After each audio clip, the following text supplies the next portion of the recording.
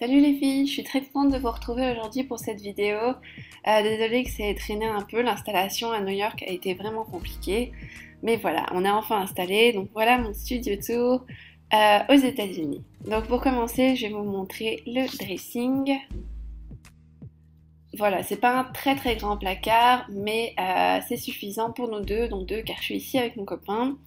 On a mis les valises tout en haut, en dessous quelques produits, quelques réserves, quelques stocks, et à droite mes affaires, donc mes vêtements, même s'il y a les cravates à droite, et à gauche celle de mon petit ami. En bas on a les chaussures. Je suis désolée, c'est un petit peu sombre sur la vidéo. C'est pas un placard à la Sex and the City, mais ça reste pratique et suffisant pour l'instant. Le placard donc est juste à côté de la porte d'entrée. Elle fait un peu vieillotte, mais je trouvais que ça avait du charme quand j'ai visité avec la vieille poignée, le vieil interphone. Je trouvais que ça faisait très américain, comme dans les films. À côté, j'ai une grande carte de chez Urban Outfitters que m'ont offert des amis avant que je parte aux États-Unis. Et donc le principe est assez sympa, je vous mettrai le lien en barre d'infos si elle vous intéresse. Il faut gratter les endroits où on a été, donc en voyage ou habité. Et on se rend compte en fait on n'a pas tellement voyagé.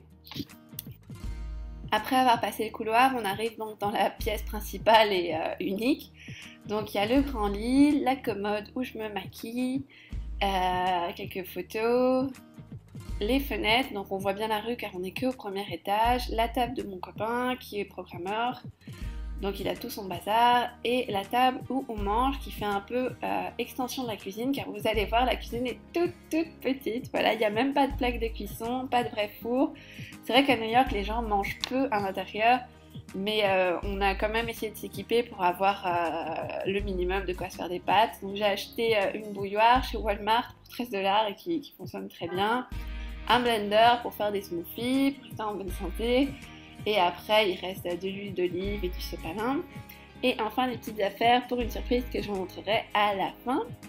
Là, on a un toaster oven qui marche pas très bien. Et voilà, ça c'est l'intérieur des placards. Il y a autant de junk food que de nourriture saine.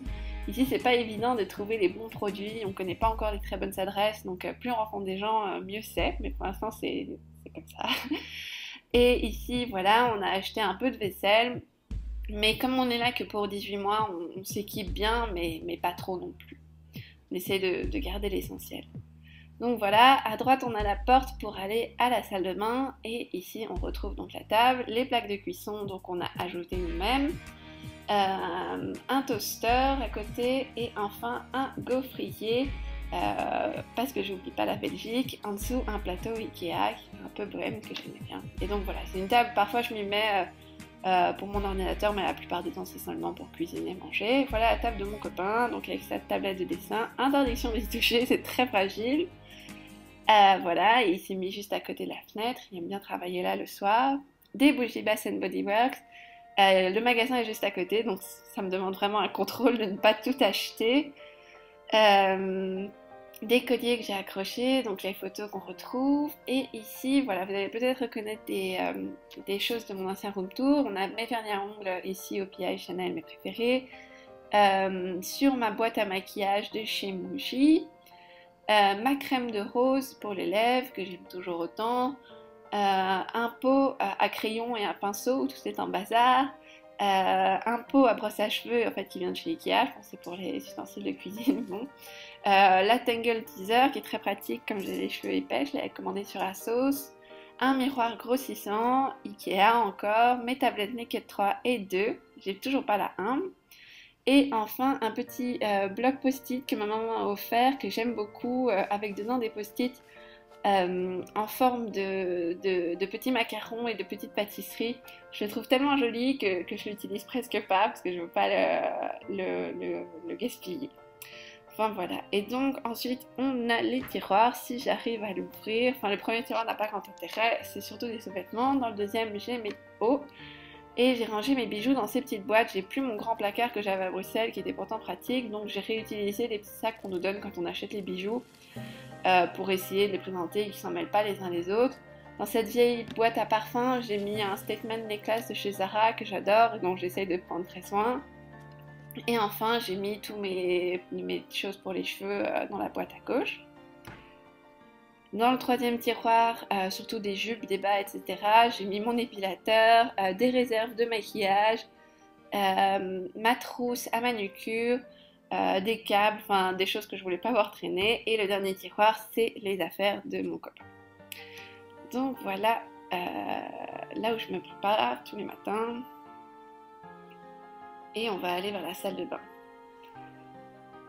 Donc voilà, la salle de bain est très simple, mais assez confortable. Toilette, grande baignoire. Voilà, j'ai mis mes produits pour la douche. J'ai acheté un espèce de sticker pour mettre sur la fenêtre pour pas qu'on nous voit prendre nos douches depuis la rue. Encore quelques savons. Et vous allez pouvoir noter qu'on doit faire la vaisselle dans le lavabo de la salle de bain puisqu'on n'a pas d'évier dans la cuisine. Et on a enfin un grand placard en dessous pour les produits d'entretien. Dans le placard du haut, je mets toutes mes affaires pour me préparer.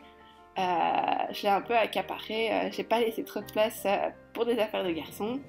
Mais tant pis, j'ai mis le Bioderma et les brosses à dents ici. J'ai mis ici mes produits pour les cheveux. J'ai une petite frise Ease de Jeune Frida, Glisten Care de Schwarzkopf qui est super.